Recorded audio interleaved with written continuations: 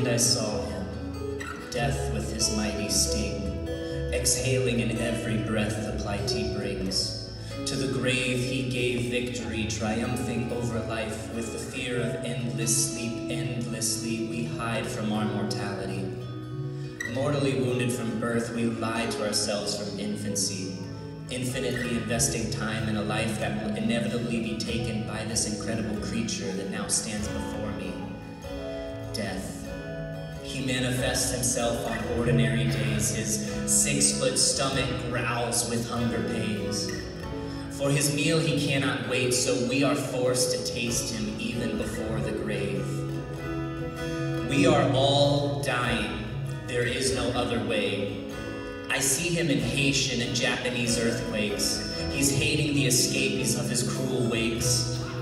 I see him in poverty, impoverishing the quality of life for regions that are reachable, and in those with the reach who find reason not to reach out to treat what is treatable.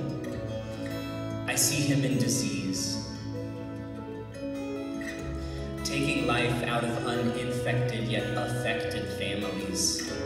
I see him in oppression, pressing down on the oppressed and the oppressor. I see him in depression, in Prozac and pain pills and razor blades and bedside wills. I see him in abuse, physical, mental, emotional misuse. I see him in spiritual confusion, material obsession, physical possessions. I see him in marital transgressions, childhood remorse from an ugly divorce. I see him in our slavery to appearances, appearing to care more about our images than those in dying villages. I see him in our ignorance, ignorant truth for some comfortable inference. I see his emergence in our churches as we pull out emergency verses as deterrents to religious differences, going on the defensive, defending our way of worship, making community worthless. Death is killing us. Before we even enter the surface of the earth, we are in service of his words. It is finished, the end of our birth. We cannot hide from his wretched curse. For death and his grave, we constantly rehearse. Even God himself was coerced. Divinity immersed itself in humanity, humbly taking on flesh, scorning vanity.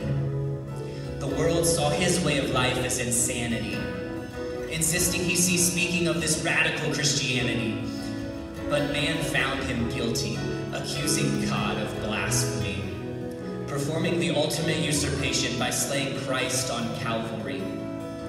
But through their cowardly cross, Jesus embossed mankind with amnesty, championing over death with the beauty of his fatal injury. Yet I know, many still doubt, and rightfully so, bringing up this inquiry. What does that poor Jewish man dying on a Roman tree 2,000 years ago have to do with me? I reply simply, Christ came and died to marry his bride to be. And though death could kill the groom, it could not kill the ring. God made us one with Christ, and life in matrimony's bling. Now the undying church, his ever-living wife, can sing. Oh death, where is your sting? Oh grave, where is your victory? For we have risen above your misery. We will not succumb to your finality. We have overcome your infamous mystery in the infinite reign of Christ's ministry. For we are the resurrection, the insurrection of fatality. We are the risen deity, the insurrection of fatality. We live through imperfections, for we die to become holy.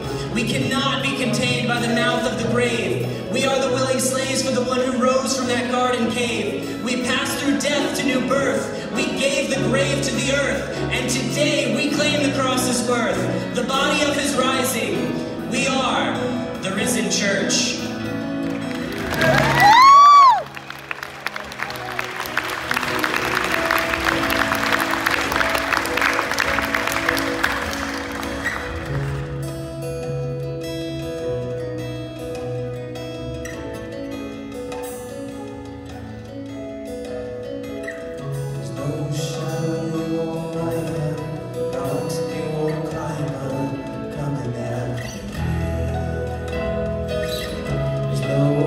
You won't kick down, I won't tear down.